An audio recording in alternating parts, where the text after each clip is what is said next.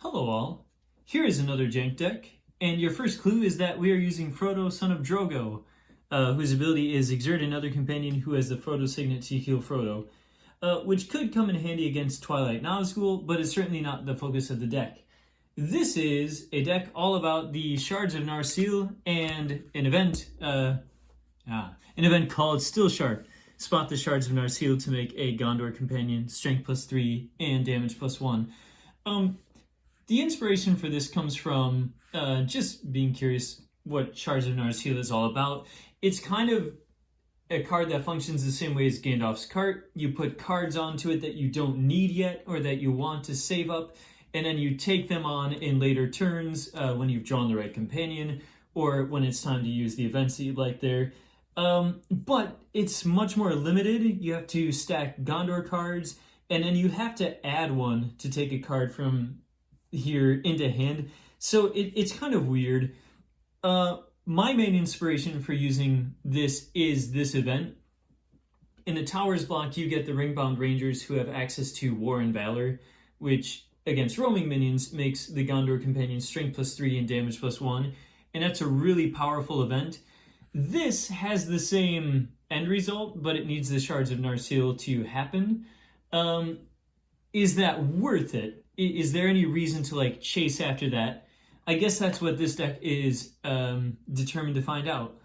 But before we really get into the bones of this, I'd actually like to just start off real quickly with the shadow side. This is I believe 32-32 deck, but it's meant to cycle through really, really quick. So, as you might imagine, we are going to be running with the Moria Orcs, who cost very little, can generate Twilight easily, have access to card drawing during the shadow phase. So these things that'll help us go through the deck like a knife through butter. So real easy, 4 copies of Goblin Runner, 4 copies of Moria Scout. So if we spot elves, we're going to add the 2 back. The Goblin Runner, of course, gives you the 2 as soon as you play it and only costs 1. So once you're at site 4 and later, it's actually adding Twilight. You know all about that.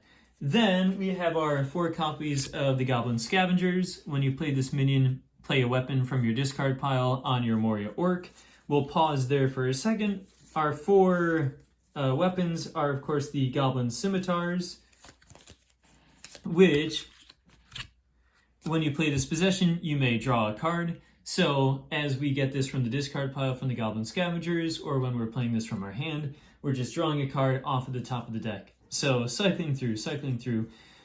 Giving redundancy to that machine is 4 copies of Host of Thousands. Play any Moria Orc you would like from your discard pile, whether it's Goblin Runner, Moria Scout, Goblin Scavengers, or any of the other ones we're going to look at. And then Plundered Armories is just a 1 copy of, but if an orc dies, loses a skirmish, and their weapon would go into the discard pile, we can then take it out of the discard pile and put it on another orc. And the -1 Twilight cost doesn't matter because Scimitar only costs 1, but we're drawing a card again. And then we have 3 copies of Goblin Armory. So each time you play a weapon, add 1. That's going to help us to play more minions. And in a pinch, we can help our minions survive wounding by discarding this condition. Then the last few orcs are Guard Commander. So if we do end up with extra Twilight on the board, we can take advantage of it. The 2 Vitality is also helpful. Then we have 4 copies of Goblin Flankers. I said copleys. So these they cost 5, but on the second move in a turn, they'll cost just 2 effectively. If you play them, you sort of at the beginning of the shadow phase. And then they have the 3 Vitality, so that helps us survive archery, helps them stay on the board. And really, here's a Jank card. You'll rarely ever see this, but really to help our minions just have a fighting chance against archery, I'm running 2 Goblin Archers in here. It only has 4 strength and it costs 5. It does have 3 Vitality though, and while you can spot another Moria Orc, the Fellowship Archery total is -6. Just 2, if we do see ourselves against Fellowship Archery, we can use the Host of Thousands selectively to keep drawing back into these. provided we have the Twilight to do that, which we often do against Fellowship Archery decks. So this is there to shield. And notice our other minions. This is a Moria Orc deck, and yet here's 2 minions with 3 Vitality. There's 6. Here's 2 more that have 2 Vitality. And then our Moria Scouts also have the 2 Vitality. So the idea is that these guys can stick around. By necessity, we have the 1 Vitality Goblin Runners and 1 Vitality Goblin Scavengers. That's all okay. But with the other orcs that have the plenty of Vitality, and then the Goblin Archers who can make the Archer total -6, we have a chance of sticking around. So there's no skirmish events in there. Your only buff is from the Goblin Scimitar, but with Twilight Generation, this is of course what Moria Orcs do so well, is they can make your hand larger than it was in the first place. So if there's plenty of Twilight to spare, you can go into a swarm because you're getting orcs from the discard pile from the top of your deck after the Goblin Scimitars. These cool cycles that happen. And then hopefully these orcs have a chance of actually lasting, because they're not going to put in a lot of damage, but if they can stay on the board, that makes it harder to move on a second time. Really quickly going through our site path. I'll get to that later, but I'll just say this, because this is, Site 9 is always about what you're running for your minions. So the Moria Orcs do have, I think, the Summit of Amon-Hen that says, like, for each companion over 4, or maybe for each burden, you can draw a card. So if you have a large deck, which this deck is not meant to be, you can draw a bunch of extra cards. Instead, I'm using Em and Wheel as a last-ditch effort to capitalize on minion swarms by making those orcs that have plenty of Vitality fierce. So if I do overwhelm a few companions without overwhelming, say, Frodo, I can still have a second fight and a second opportunity to overwhelm. And then with plenty of orcs in there that can actually use that exertion, there's a chance. Okay. So the Moria Orcs, they help us cycle quick, they draw easily, they play easily, so they're going to help us access the rest of our deck very easily, and hopefully, this is a goal, like a mechanic of the deck, we are looking to find the end of the deck and get to the bottom cards, which we'll see in our Free People side in a moment. So yes, our starting companion is Frodo. And the reason I'm using this Frodo is specifically because of his Frodo signet. And then Isildur's Bane, you'll see in a second, we have Hobbit Appetite in the deck, which during the Fellowship phase, you can add X to heal Hobbit X times. Against a wound-generating shadow side, then Frodo can take, say, 4 wounds, and then on the next turn, add 4 and just clear it off the board. So that's efficient. And then, if we need to against archery, he can put it into his resistance instead. So Isildur's Bane seems to make sense. Then, here is something that is not very jank, but very aggressive. We have Sam, son of Hamfast, Pippin, Hobbit of dubious intelligence, and then Merry Friend to Sam. So this is a bid high, go first sort of a deck. Possibly even bidding 6, because of course our companions don't actually come into play until after the burdens are placed. So we throw, say, 6 on Frodo, Pippin comes into play and removes 1 of those burdens. Sam will just exert 3 times in the first round, unless you're using the Players' Council format, in which case Sam is gonna need to do other things.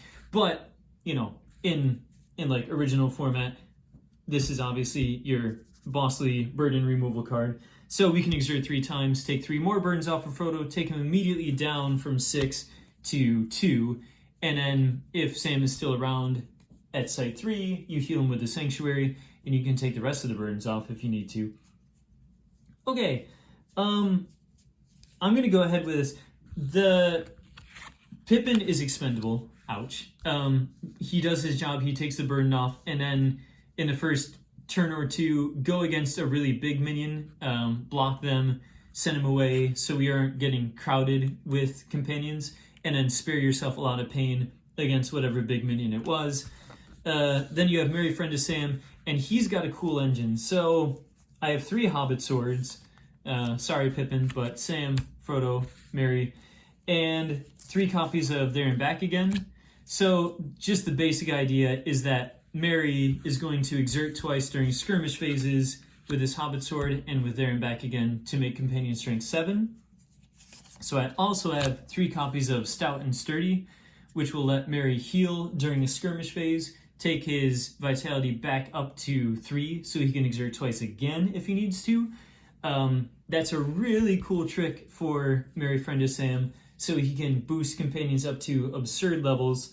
And then, as mentioned before, we have a couple copies of Hobbit Appetite. This is really in the deck for Merry, not for Frodo. So Merry exhausts, and then the next Fellowship phase, add 3, heal him all the way, get him back into fighting shape. But, again, if you need to pivot against a wounding deck and instead play the long game and survive against wounds, Hobbit Appetite and Stout and Sturdy are there for us to make a difference. The big reason we have Frodo with a Frodo Signet is to play 2 copies of Dear Friends. It says, Fellowship, exert a companion to place a Free People's card from your discard pile beneath your draw deck, or 2 Free People's cards if that companion has the Frodo Signet. The goal is, as we play Still Sharp, then we can reuse it, take it out of the discard pile, and put it at the bottom of the deck. Or if we haven't drawn into Shards of Narsil at all yet, then we are discarding Still Sharp while we're reconciling, and it feels like a waste because this is the whole point of the deck. If you make it with your Moria Orcs to the very bottom of the deck, to where these copies of Still Sharp are stowed, then naturally you will have seen one of your 2 copies of the, well, you'll have seen both of them, copies of Shards of Narsil. So by the end of the game, if everything is played right, you have like a guarantee that you're getting to use the Shards of Narsil in conjunction with Still Sharp. And if you get these early and you can actually get use out of Still Sharp as an event, then Dear Friends is doubling down and giving you a chance to use them a lot at the end. And the timing is really cool too, because the idea is that at the end game, you're drawing into this fantastic skirmish event that can make your Gondor companion strength +3 and damage +1. So you're coming from a place of tactical advantage for the skirmish phase at like sites 8 and 9 with your hand stocked with these. So yeah, that's like the and we're back. So yes, that's the basic trick of the Shards of Narsil deck is we have our 2 copies, we have our 4 Still Sharps, and then we are using our Hobbits to go first, and then to cycle and to use Merry to buff our skirmishes. There's this other part of the deck, of course, which is the Gondor companions who we are going to use Still Sharp for. So, decidedly not in like Jank territory. Here is Aragorn, Heir to the White City. So the Shards of Narsil, in order to use it, you have to add 1. So Aragorn can mitigate some of that cost. And he's the rest of the Site 1 setup. So bid 6, take 1 burden off with Pippin, take 3 off with Sam, and then with the Prancing Pony, you add a burden back to grab Aragorn from your draw deck, assuming, 5 or 6 burdens was enough to give you the chance to go first.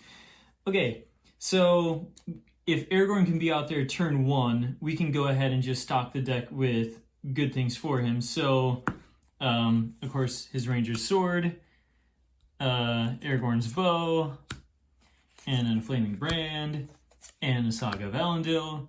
Now, arguably, the Saga of Elendil can go to Boromir, which we'll look at in just a second, too. But, yeah, that's a lot already. And notice that we have our 4 skirmish events Still Sharp, possibly seeing it more than 4 times. But then Merry Friend of Sam is there to give anything extra that is needed to help Aragorn win the skirmish, especially with Merry doubling down potentially twice in a single skirmish phase. So Aragorn should be winning. Ranger's Sword can help him capitalize, and then Still Sharp can also give him another damage bonus on top of that. So Aragorn is absolutely clearing house on minions as we're going forward. I also have one copy of Boromir in here, Defender of Minas Tirith, and really the Saga of Elendil might be better on him, because if he's taking wounds and then healing them with his ability, add 2 to heal Boromir during the Fellowship phase, then having 4 vitality and being able to take 3 wounds and survive gives him more of a ceiling for using his ability. But either way. And I've also got the Shield of Boromir in here, take an archery away and then help Boromir win skirmishes. He has his sword. And, having the support in here, or even like the Flaming Brand, or even if we don't get the chance to go first and grab Aragorn, with all of Aragorn's kit, the whole point of Shards of Narsil, if we can draw it, even if we don't draw Boromir or Aragorn, if we can at least draw Shards of Narsil, then we can stack all of our gear on for later. So that helps us sort of. I would love to put in like 4 copies of Boromir, say, especially if it was like the Boromir that makes Hobbit Strength +3. But because we have the Shards of Narsil in there, and its whole purpose is to be able to take cards down that you need for later, being redundant on companions doesn't seem to matter. And again, this Boromir heals himself, so the need to discard redundant copies of Boromir to heal just really isn't there. Against wounding decks, Boromir is our answer, recycling his vitality. If the deck is doing its skirmish phase stuff right, Aragorn's never losing, so he shouldn't be taking wounds during the skirmish phase. One less card for Shards of Narsil is going to be Strength of Kings, and this is a very rarely used card, but I just think it's fun. And my thought for this is, don't try to hang on to it, like when you get it in your hand. As long as Shards of Narsil is down, then early game, mid game, just go ahead and like put it on here. And then the last turn, like getting ready for a double move, or maybe you're on site 8 and you're getting ready to move to site 9, like during the Fellowship phase, then go ahead and grab this, just so you have it, so you know that one of your skirmishes at the very end with Aragorn or Boromir, you can shut down something important. So that's a really cool card. A sidebar about Aragorn too, just notice he has the Frodo signet. I don't see using him for Dear Friends, but I suppose it's an option. It's there. One final card in the deck, just as a splash companion. Here's a copy of Legolas. So, Sam, Frodo, Merry, Pippin. Assuming Pippin dies at some point in the early to mid game, you have Merry, Sam, and Frodo. That would leave Boromir and Aragorn, so that's 5.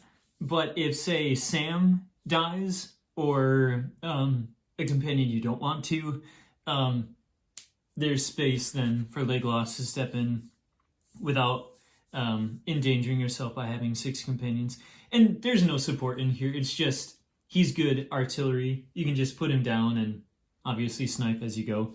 1 card, easy enough. So that is our Free People side. And then quick review of our sites. Prancing Pony, again, we are bidding aggressively, and the reward is getting the Prancing Pony and then being able to get Aragorn from the deck. Ettenmoors, if we don't succeed in going first and we don't get Aragorn, or even if we do and the setup is just not there yet, like we have still Sharp but no Shards of Narsil to be able to actually play it with, or we have Shards of Narsil but no still Sharp, maybe Merry doesn't have Hobbit Swords, this can save you a lot of trouble, because Ettenmoors can let your Hobbits like go out and tank against big minions by capitalizing on their large vitality and just exerting and surviving overwhelms. So Ettenmoors is a really good like mulligan site. Just protect you in the early game if you need it. Rivendell Waterfall, so spot a ranger, you have an extra move limit for the turn. Don't really need Council Courtyard to remove 2 because we've already got Aragorn doing that. And there are no Nazgul in here, so I'm not using Fort of Bruinen. Okay, then I'm going to go ahead with the Mithril Mine. Remove 1 to play a shadow weapon from your discard pile. So just extra redundancy on the card cycling and card draw of the Moria side in this deck. Site 5. Site 6, we've got 4 hobbits at the beginning. Pippin is not probably with us by this point, but extra healing. You know, when the Fellowship moves to the Valley of the Silverlode, each hobbit companion may heal. And then, if we don't have Aragorn or Boromir by Site 7, the deck has totally failed. We should, and in that case, the Silverlode Banks is no danger to us. You know, it's likely that your opponent has Aragorn or Boromir out there too, but, you know, it's a possibility. And if nothing else, this is kind of harmless for your own Fellowship. And then the Gates of Argonath, to the best of my knowledge, there are no maneuver events in our deck, so preventing maneuver events from being played doesn't affect us at all, like doesn't harm us at all. And the 8 Twilight gives our minions, you know, more to work with, even if it's just like I have a few minions and then a whole bunch of extra Twilight out there for the guard commander to keep like removing 3 to help the other orcs win skirmishes. And then Emyn Wheel, as we discussed, it's basically true of Gates of Argonath too, that if you're seeing this down, you're probably relying on your minions at this point, which is kind of true of the whole deck since we're going first. So, you know, if you start to fall behind, here are these sites for you. But anyways, you know the gist. Then Emyn Wheel, again, our Moria orcs actually have a lot of vitality, so this gives them a chance to like double swarm. So maybe on the first round of skirmishes, they can't quite get to Frodo the way they need to, but if a couple companions are lost in the first skirmish phase, we get a second chance to go around and win again. So there is the deck, still sharp, all focused in on the Shards of Narsil, and thank you for watching.